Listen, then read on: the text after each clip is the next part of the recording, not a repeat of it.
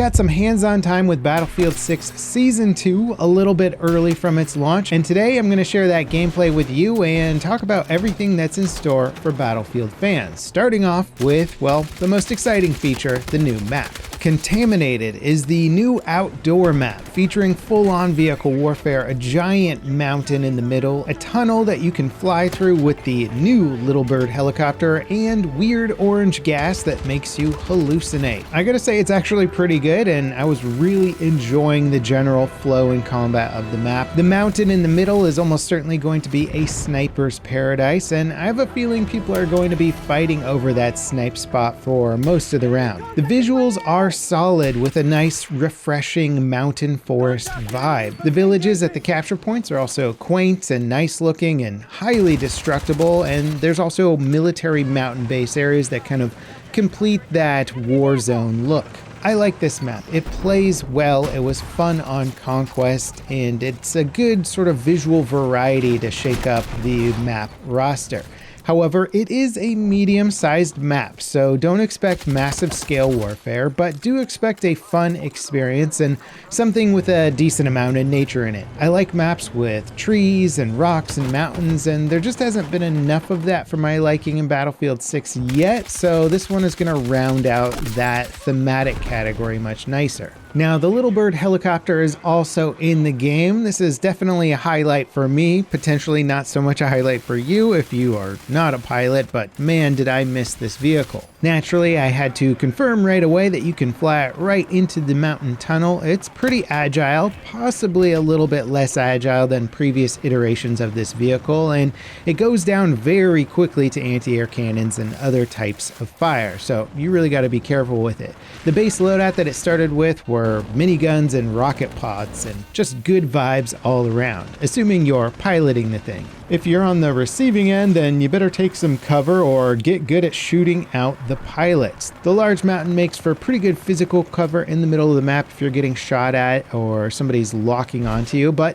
if somebody with an anti-air rocket launcher gets on top of the mountain, then you may not have a lot of good hiding spots. Railguns are also littered around the map as battle pickups. Someone actually one-tapped me in the Little Bird with one of them. There's also new guns to play with. The machine gun and assault rifle are the standouts here.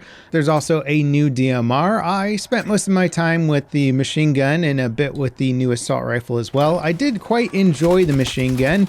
Didn't play around enough with all the weapon attachments and mods, but it's a smaller magazine capacity and it seems pretty darn effective, especially at close range engagements. Now, the orange gas is something that you're going to run into on various objectives. It's an interesting mechanic. It kind of brings back some of those BF1 vibes, and the gameplay is very similar, except it just doesn't kill you if you go into the gas this time. Without a gas mask, you will start to hallucinate and see and hear enemies who are not actually there. It's a pretty trippy looking effect. It looks pretty darn cool if I'm being honest, and there's nothing like having a nice dream sequence mid-firefight. Now, I was hanging out in the gas just to get a feel for it, and I think that real footstep sounds are a little bit different or louder, and I was able to actually differentiate them from some of the fake sounds that you hear, and I was actually able to anticipate and kill some enemies despite, you know,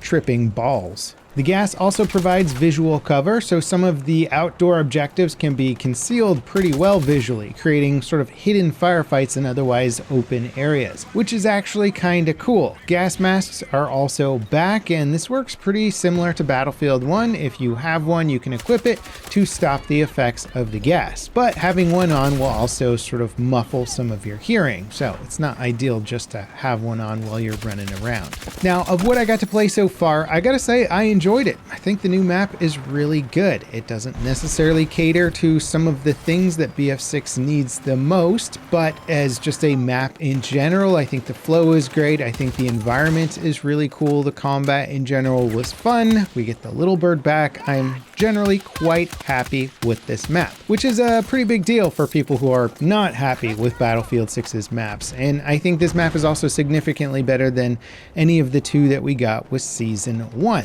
So we're off to a good start. Unfortunately, I didn't get to see the other map coming with Season 2. That's coming on March 17th, which will be Hagental Base, and it's basically going to be the place in the background of this Contaminated map. It honestly looks pretty cool, but it's an underground base with lots of corridors, so it's not quite scratching that itch for players who are maybe hoping for larger scale maps to help round out the overall Battlefield 6 experience. A new motorcycle is also coming to the game in March as well. Then in April, there's going to be a new game mode, an LTV vehicle, and that's kind of it for Season 2. I mean, there's going to be Battle Pass stuff and some updates to Red Sec, some other limited time game modes in Portal as well, but sadly I'm not reporting on Battlefield 4 or Battlefield 3 levels of content for the main experience. It seems DICE is just kind of easing back into their approach of 2 maps dropping 1 month apart for a 3-month time span, which historically has not been enough